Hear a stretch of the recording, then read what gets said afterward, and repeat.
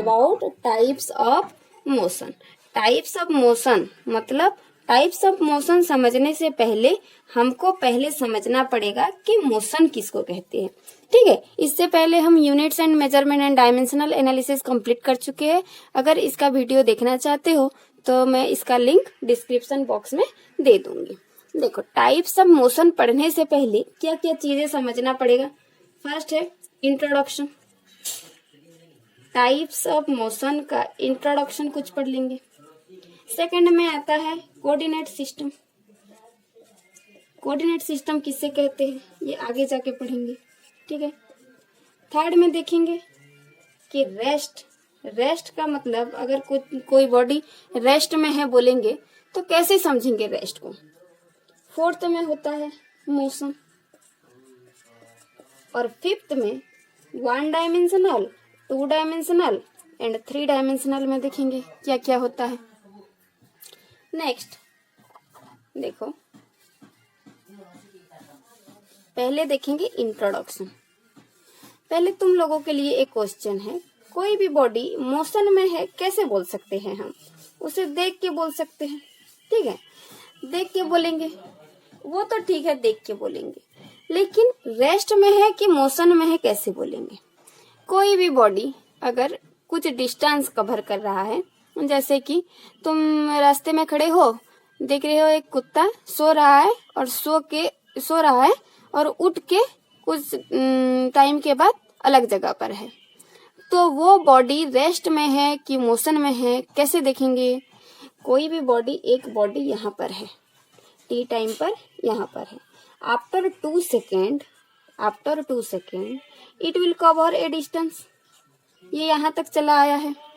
ये बॉडी ये जो भी गिवन बॉडी है कुछ टाइम के रेस्पेक्ट में अगर मूव कर रहा है, कुछ भी डिस्टेंस मूव कर रहा है तो उसे कहेंगे मोशन। ठीक है, तुम्हारे सराउंडिंग में जो जो चीज देख रहे हो, जैसे कि कोई भी एक लड़का है, कोई भी वो दौड़ रहा है या उछल रहा है ऊपर, ठीक है, प्लेग्राउंड में। ये हो गया एक एग्जाम्पल। 2 में क्या कहेंगे? एक कार है, ये अगर एक कार है, ये कार मूव कर रहा है, यहाँ पर था और यहाँ तक चला आया है। देखो ये वाला है कि नहीं, इसका मूवमेंट हो रहा है। ठीक है, 3 में देखेंगे कि कोई भी एक बॉल तुम प्लेग्राउंड में खेल रहे हो, ठीक है, और इसको ऐसे करके फेंकना है तो ये ऊपर जाके यहाँ पे आएगा, ये भी एक मोशन है। 4th में देखेंगे कि बर्ड फ्लाई कर रहा है। ठीक है, कुछ पंछियां हैं जो हवा में उड़ रहे हैं, वो भी एक मोशन है। मोशन किसे कहते हैं? अगर कोई भी बॉडी कुछ टाइम में कुछ भी डिस्टेंस कवर कर रहा है तो उसको हम मोशन कहते हैं। ठीक है, फिर देखेंगे कि कार्टेशियन कोऑर्डिनेट किसे कहते हैं। कार्टेशियन कोऑर्डिनेट मतलब एक कोऑर्डिनेट सिस्टम है। कोऑर्डिनेट सिस्टम किसे कहते हैं देखते हैं। कोऑर्डिनेट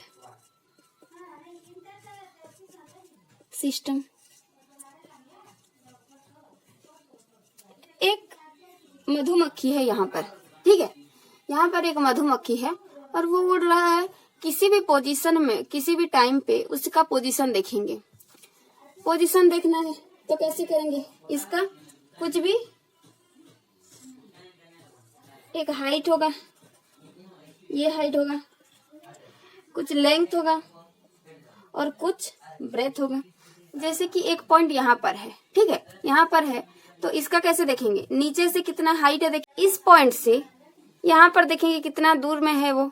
ठीक है, एक हाइट होगा, ये लेंथ होगा और एक ब्रेथ होगा। ठीक है, तो उसको डिफाइन करने के लिए उसका पोजीशन किसी भी, हम इसे कोऑर्डिनेट सिस्टम बोलते हैं। कोऑर्डिनेट सिस्टम 3 टाइप के होते हैं। फर्स्ट होता है कार्टेशियन, सेकंड होता है सिलिंड्रिकल और थर्ड होता है स्पेरिकल। ठीक है, अगर एक बॉल यहाँ पे उड़ के आ रहा है, यहाँ पर ठीक है। तो उसका पोजीशन देखेंगे कि ये बॉल का पोजीशन किस पे है, तो एक्स एक्सिस में देखेंगे, वाई एक्सिस में देखेंगे, जेड एक्सिस में देखेंगे।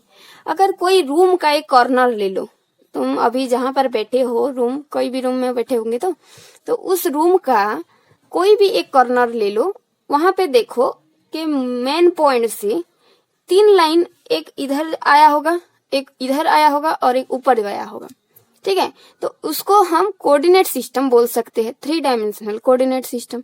जो ऐसे आया है इसको हम एक्स एक्सिस बोल सकते हैं, जो ऐसे आया है उसको हम वाई एक्सिस बोल सकते हैं, जो ऊपर गया है उसे हम जेड एक्सिस बोल सकते हैं, ठीक है। तो यहाँ पर देखेंगे कार्टेशियन कोऑर्डिनेट सिस्टम किसे कहते हैं, ठीक है। उसका डेफिनेशन लिख लेंगे, लिखो definition of Cartesian coordinate system. If we express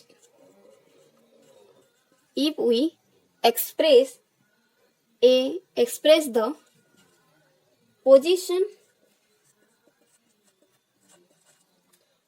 of a particle in space is called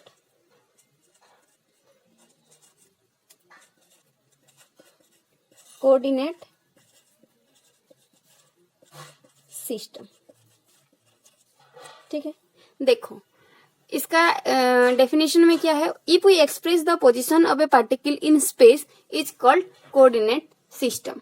अगर हम किसी भी पार्टिकल्स और किसी भी पॉइंट का अगर हम स्पेस में उसका पोजीशन मेजर करेंगे तो उसको हम कोऑर्डिनेट सिस्टम बोलेंगे, ठीक है। फिर डायग्राम ड्रॉ करते हैं, एक ऐसे, एक ऐसे और एक ऐसे, ठीक है। ये हो गया एक कोऑर्डिनेट सिस्टम। और किसका मेजर करेंगे पोजीशन, एक पार्टिकल्स का। मगर अगर यहाँ पे एक पार्टिकल है उसका नाम दे देते हैं पी, ठीक है। तो एक बात यहाँ पे याद रखना कि ये वाला और ये वाला एक्सिस तीनों क्या होंगे, परपेंडिकुलर होंगे। ये इससे परपेंडिकुलर, ये इससे परपेंडिकुलर और ये इससे परपेंडिकुलर, ठीक है। ये 3 डायमेंशनल नहीं है, इसीलिए तुम जान नहीं पा रहे हो। अपना रूम का एक कोई भी कॉर्नर देख लेना, वहां पता चल जाएगा, ठीक है। ये वाला हो गया एक पॉइंट पी हो गया। कहाँ से हम मेजर करेंगे, ओरिजिन से मेजर करेंगे, ओ हो गया, ये वाला हो गया ओपी वेक्टर, ठीक है। फिर देखेंगे कि इसका डिस्टेंस क्या है। ये वाला कौन सा एक्सिस है, एक्स एक्सिस होता है, और ऊपर वाला वाई एक्सिस होता है, और नीचे जो आया है वो जेड एक्सिस होता है। तो इसका पॉइंट का डिस्टेंस देखेंगे, यहां से देखो कितना है, एक्स है तो लिख लेंगे एक्स। यहां से देखो कितना है, वाई है तो लिख लेंगे वाई। और यहां से कितना है, जेड है, तो यहाँ पे लिख लेंगे जेड। ये वाला यहाँ पे 2 डायमेंशनल है, इसीलिए दिखा नहीं पा रही हूँ। इसका मेजर क्या है, जेड है। तो इस पॉइंट का जो कोऑर्डिनेट है, वो पॉइंट का कोऑर्डिनेट कितना हो गया है, एक्स वाई जेड हो गया है, ठीक है। फिर देखो ये तीनों, ये वाला और ये वाला तीनों म्यूचुअली परपेंडिकुलर ही होंगे। म्यूचुअली परपेंडिकुलर का मतलब क्या है कि तीनों के साथ परपेंडिकुलर है, ठीक है। ये वाला क्या हो गया, ओपी हो गया। इसको अगर हम आर ले लेंगे तो आर का पोजीशन वेक्टर कैसे निकालते हैं, देखो रूट ओवर ऑफ, ये वाला एक फॉर्मूला याद रख लेना, आर इज इक्वल टू ये वाला पहले x square plus y square plus z square. हम कैसे लिखेंगे, x square plus y square plus z square, ठीक है। फिर देखो अगर हम 1D में लेते हैं, ठीक है, 1D में कैसे करेंगे, R is equal to 1D मतलब इस तीनों में से कोई भी एक होगा, X होगा, Y होगा, Z होगा, कोई भी एक होगा, लेकिन तीनों या दो या तीन नहीं होंगे, एक ही होगा। तो अगर हम X लेते हैं तो कितना होगा बताओ, root over of x square is equal to x, क्योंकि स्क्वायर एंड रूट ओवर दोनों कैंसिल हो जाते हैं हमेशा, ठीक है। अगर हम 2D में लेते हैं, 2D मतलब 2 डायमेंशनल, 2 डायमेंशनल मतलब x होगा y होगा। x y में देखेंगे तो क्या होगा, देखो r इज इक्वल टू क्या होगा, root over of x square होगा और वाई स्क्वायर होगा, x square plus y square. और 3D में देखेंगे तो क्या होगा, r is equal to root over of, तो इन तीनों होंगे x square plus y square plus z square हो गया। इतना हो कंप्लीट। कैसे करेंगे, डेफिनेशन फर्स्ट याद रखना कि कोई भी पार्टिकल्स और कोई भी पॉइंट का हम अगर पोजीशन देखेंगे किसी भी सिस्टम में तो उस सिस्टम को कोऑर्डिनेट सिस्टम बोलते हैं। फिर देखेंगे ये एक पॉइंट है और ये तीनों म्यूचुअली परपेंडिकुलर है, म्यूचुअली मतलब तीनों के तीनों परपेंडिकुलर है। यहाँ से देखते हैं तो ओरिजिन से इस एक्सिस में, एक्स एक्सिस में इसका डिस्टेंस कितना है, एक्स है, तो इसका एक्स कोऑर्डिनेट में एक्स हो गया। वाई कोऑर्डिनेट में ऊपर देखेंगे तो कितना हो गया, वाई हो गया, और ये वाला देखेंगे तो जेड हो गया। इसको कैसे निकालते हैं ये वाला भी एक वीडियो में बता दूंगी नेक्स्ट में, ये तो सिर्फ इंट्रोडक्शन क्लास है। 1D में देखेंगे तो एक ही कोऑर्डिनेट होगा, अगर x का लेते हैं तो एक्स स्क्वायर का रूट ओवर और स्क्वायर रूट ओवर कैंसिल तो x हो गया। और दोनों कोऑर्डिनेट लेंगे 2D मतलब 2 डायमेंशनल, 2 कोऑर्डिनेट लेंगे तो x square plus y square होगा। 3 डायमेंशनल का लेंगे तो r इज इक्वल टू तीनों होंगे, x भी होगा, y भी होगा और z भी होगा, उसका स्क्वायर कर देना, ऐड कर देना और रूट ओवर कर देना, ठीक है। फिर रेस्ट किसे कहते हैं देखते हैं। कोई भी बॉडी अगर रेस्ट में है तो कैसे बोलेंगे उसको, रेस्ट का डेफिनेशन लिखो, rest REST rest. if a body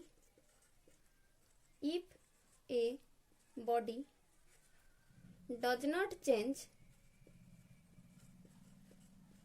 if a body does not change its position, does not change its position with respect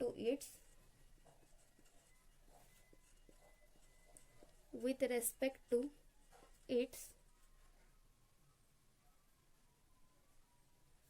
surrounding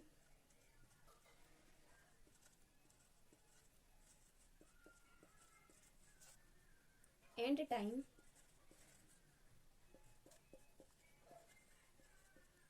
the body is said to be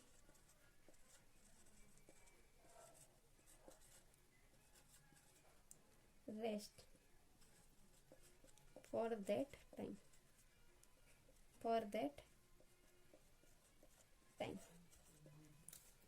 ये वाला हो गया इसका definition. If a body does not change its position मतलब कोई भी एक, यहाँ पर एक बॉल है, ठीक है, ये अगर कुछ टाइम के बाद मतलब 2 सेकंड के बाद, यहाँ पर आप खड़े हो, ये ऑब्जर्व कर रहे हो, देख रहे हो कि यहाँ पर एक बॉल है, ठीक है। आफ्टर 2 सेकेंड और 2 मिनट के बाद तुम देखोगे कि यही बॉल जिस जगह पर था उसी जगह पर ही है, मतलब वो उसका पोजीशन चेंज नहीं किया है, तो वो क्या है, मोशन नहीं किया है, मतलब रेस्ट में है।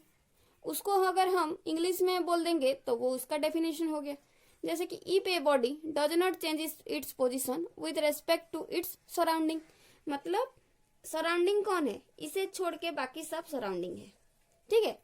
अगर तुम देख रहे हो तो इसके लिए सराउंडिंग तुम हो, ठीक है।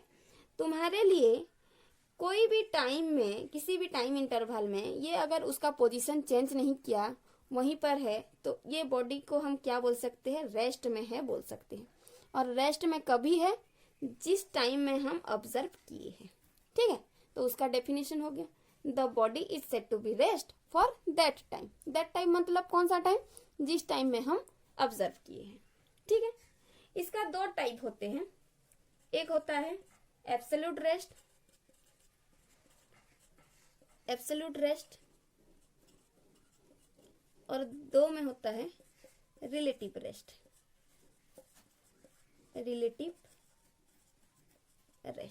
ठीक है। नेक्स्ट में देखेंगे कि एब्सोल्यूट रेस्ट और रिलेटिव रेस्ट किसे कहते हैं, ठीक है। पहले देखते हैं एब्सोल्यूट रेस्ट किसे कहते हैं। एब्सोल्यूट रेस्ट पहले डेफिनेशन लिख लेंगे, उसके बाद समझेंगे कि एब्सोल्यूट रेस्ट किसे कहते हैं। ठीक है, if both the frame of reference if both the frame of reference and the body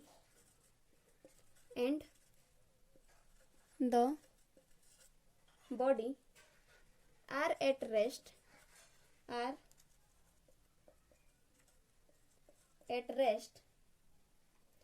the case is said to be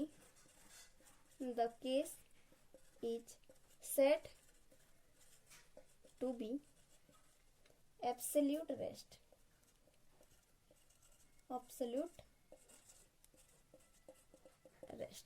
देखो यहाँ पर एक वर्ड यूज हुआ है, फ्रेम ऑफ रेफरेंस।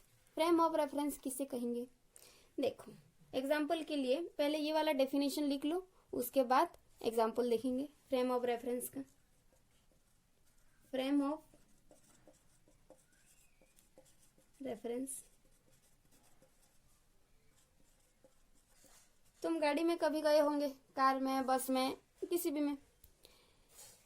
ठीक है, अगर तुम खड़े हो यहाँ पर बस स्टॉप में खड़े हो और तुम्हारे सामने से एक कार मूव कर रहा है।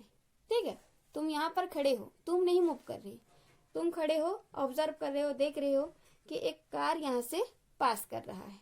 क्या पास कर रहा है? एक कार पास कर रहा है। तो तुम्हारे लिए ये कार क्या है? मोशन कर रहा है। ठीक है, तो ये कार के लिए तुम क्या हो गए? एक फ्रेम ऑफ रेफरेंस हो गए। ठीक है, हम किसी भी बॉडी को रेस्ट में है या मोशन में है तभी बोल सकते हैं। कैसे बोल सकते हैं? एक फ्रेम ऑफ रेफरेंस में बोल सकते हैं। ये कार के लिए तुम क्या हो? फ्रेम ऑफ रेफरेंस हो। ठीक है, इसका अगर उल्टा देखेंगे तो क्या होगा? कभी कार में, बस में गए होंगे या बाइक में भी गए होंगे। ठीक है, तो जब स्कूटी में, बाइक में, कार में जब भी जाते हो, तुम बैठे हो यहाँ पर बैठे हो। किसके अंदर बैठे हो? कार के अंदर बैठे हो। और कार क्या कर रहा है? मूव कर रहा है। कि कितने टाइम के बाद? 5 मिनट या 10 मिनट के बाद कुछ डिस्टेंस कवर करेगा। उसी टाइम भी क्या हो तुम? उसी में ही रेस्ट हो। तुम मूव कर रहे हो क्या? कार के बीच में भी दौड़ रहे हो? कार के बीच में तो दौड़ नहीं सकते। तो कार के बीच में, कार के अंदर तुम क्या हो? रेस्ट में हो। ठीक है, लेकिन अगर विंडो से देखेंगे तो यहाँ पे अगर कुछ प्लांट्स है, ठीक है, यहाँ पर प्लांट्स है, तो ये सब क्या, तुम जब आगे आगे जाओगे तो देखना ये सब पीछे पीछे जाने लगेंगे। ठीक है, लेकिन ट्री कभी पीछे जाता है क्या? प्लांट कभी पीछे जाएगा नहीं, वो तो मोशन ही नहीं कर सकता, रेस्ट में ही रहेगा हर टाइम। ठीक है, तो इसके लिए, ये ट्री के लिए तुम क्या हो? फ्रेम ऑफ रेफरेंस हो। ठीक है, तो फ्रेम ऑफ रेफरेंस किसे कहा जाता है? जिसके रिफर से हम किसी भी ऑब्जेक्ट को ऑब्जर्व कर सकते हैं। ठीक है, तुम देख रहे हो, मतलब ट्री के लिए तुम एक फ्रेम ऑफ रेफरेंस हो। फ्रेम ऑफ रेफरेंस तुम्हारे लिए ये ट्री मूव कर रहा है, तो जिसके लिए, जहां से हम ऑब्जर्व करते हैं कि एक बॉडी मूव कर रहा है, उसे हम फ्रेम ऑफ रेफरेंस बोलते हैं। इतना क्लियर हो गया? ठीक है, फिर देखो एब्सोल्यूट रेस्ट किसे कहते हैं? If both the frame of reference and the body, मतलब फ्रेम ऑफ रेफरेंस जो ऑब्जर्व कर रहा है, यहाँ पे तुम हो। ठीक है, एंड द बॉडी, बॉडी मतलब जो भी यहाँ पर है, और एक व्यक्ति है यहाँ पर। ठीक है, तो इसके लिए तुम ऑब्जर्व कर रहे हो तो तुम हो गए क्या? फ्रेम ऑफ रेफरेंस हो गए। ठीक है, if both the frame of reference and the body are at rest, ये दोनों अगर रेस्ट में होंगे तो हम उसे क्या कहेंगे? एब्सोल्यूट रेस्ट बोलेंगे। ठीक है, एब्सोल्यूट रेस्ट किसे कहेंगे? कि दोनों, मतलब जो ऑब्जर्व कर रहा है उसे क्या कहेंगे? Frame of reference.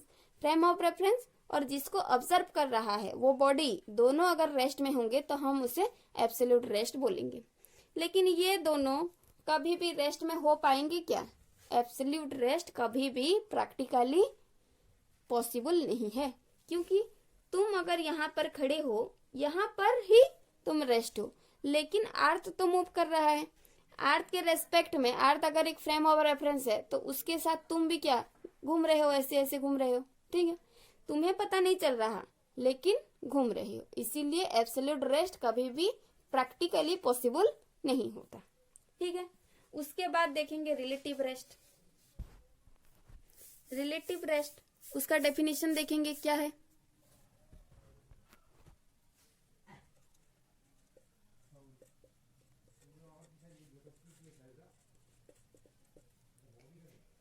If the frame of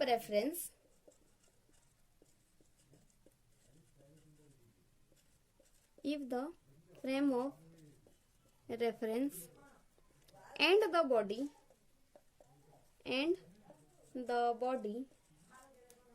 move with same velocity,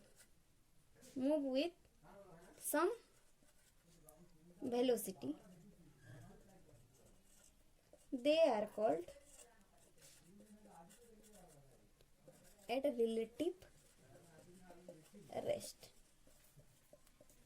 ठीक है। अगर कोई भी यहाँ पे रोड है, यहाँ पे कोई भी पर्सन एक खड़ा है, ठीक है, with respect to a tree, यहाँ पर एक ट्री है, उसके रेस्पेक्ट में ये खड़ा है, ठीक है।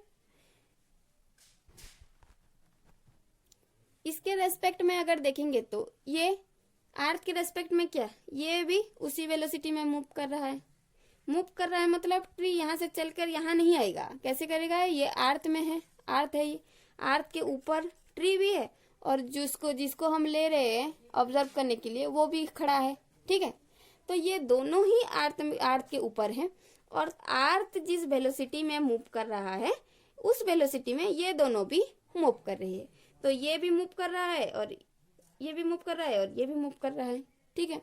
अगर तुम बाइक में जाओगे, बाइक में तुम जा रहे हो और स्कूटी में जा रहे हो, तुम्हारे रेस्पेक्ट में पैरेलल में और एक दोस्त आ गया, बात कर करके जा रहे हो दोनों, ठीक है, सेम वेलोसिटी में जा रहे हो। तुम जितना दूर तक इस टाइम पे तुम जितना दूर तक कवर करे हो वो भी उतना दूर तक गया है, कुछ टाइम के बाद वो भी इतना आया है, वो तुम भी इतना गए हो, ठीक है। तो दोनों को क्या लगेगा, ये मोशन कर रहा है ऐसे नहीं लगेगा, ये क्या है, रेस्ट में है।